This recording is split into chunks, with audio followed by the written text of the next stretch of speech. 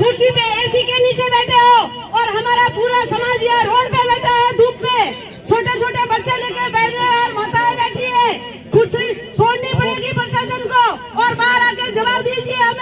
हमें न्याय चाहिए। हम यहाँ आपकी बातें सुनने के लिए नहीं आए हैं, हम यहाँ न्याय के लिए आए हैं। और जब तक प्रशासन बाहर आके हमें न्याय नहीं देगा तब तक हम यहाँ डटे रहेंगे,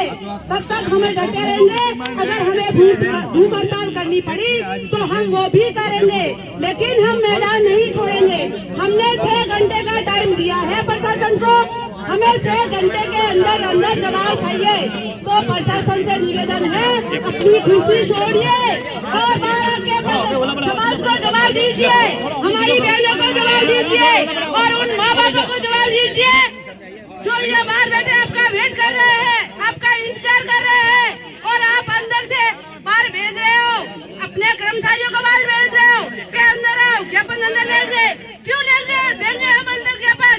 हमें बाहर आके जवाब दीजिए, हम बाहर ही आपका वेट कर रहे हैं, देखते हैं आप कब तक नहीं आते हो।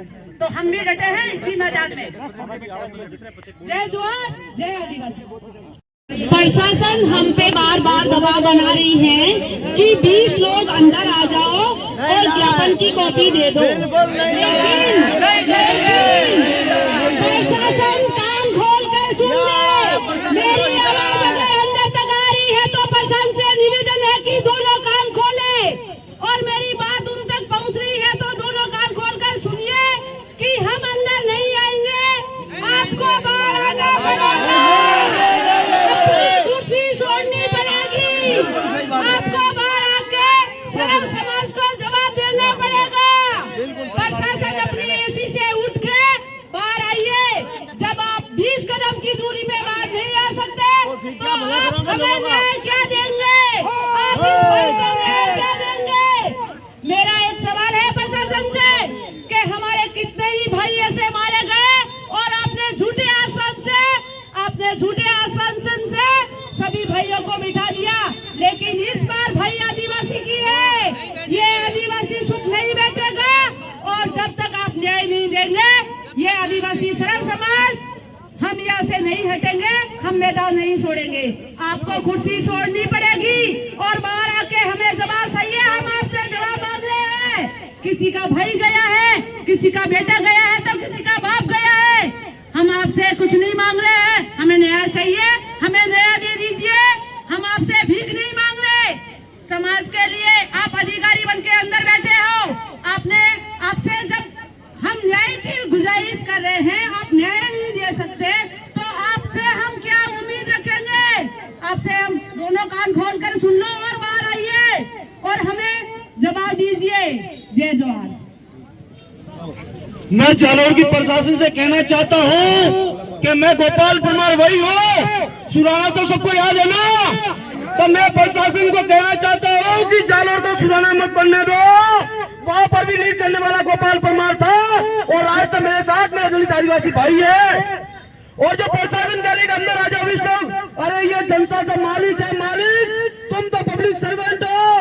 ये प्रशासन हमारी नौकर है और मालिक अंदर नहीं जाएगा, नौकर बाहर आएगा। धन्यवाद।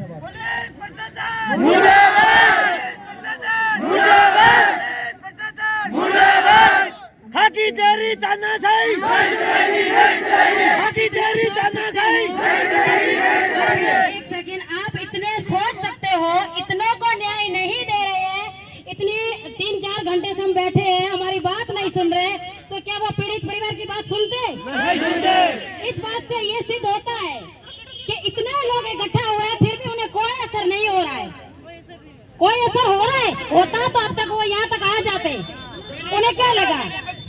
ये तो हम संविधान के हाथों से बंधे हुए हैं, वरना इस पुलिस स्टेशन को कब्रिस्तान बनाने में देर नहीं करेंगे। हम वही भीड़ है, मुट्ठी भर मुगलों को, इतने मुगलों को भगा सकते मुट्ठी भर भीड़, तो ये तो अनेक खड़े हैं, ये अनेक खड़े हैं। और हमारे भाई के जितने टुकड़े हुए हैं इतने उस मुजरिम का टुकड़ा होना चाहिए।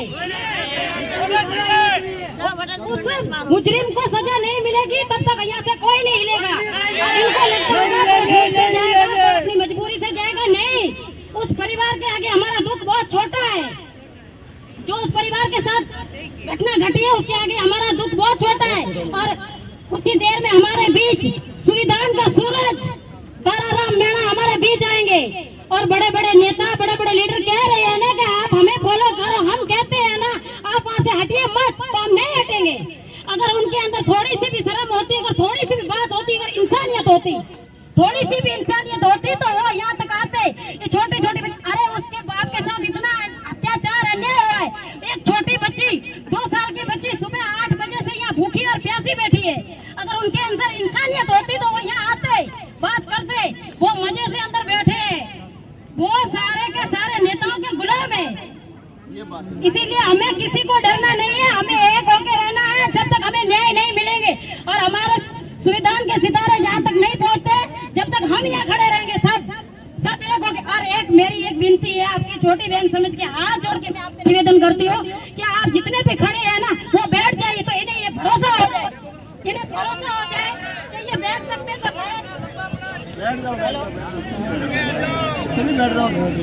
अपन लोग भी बैठ जाओ, इन्हें इतना भरोसा हो जाए कि ये बैठ सकते तो शायद बिस्तर लगा के सो भी सकते हैं। इनकी पकी हुई रोटी इनके मुंह तक नहीं जाने देंगे, इतना इनको भरोसा हम दिलवाएंगे। इनकी रोटी चूल्हे पर पकी हुई इनके मुंह तक निवाला नहीं जाने देंगे। हम यहाँ भूखे हैं तो वो भी प्यासे रहेंगे। ये आप सभी की एक राय होनी चाहिए।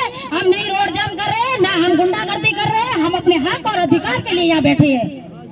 यहाँ पर जितने भी भाई बैठे हैं इसमें ना किसी ने भी कोई कानून तोड़ने की कोशिश नहीं की है।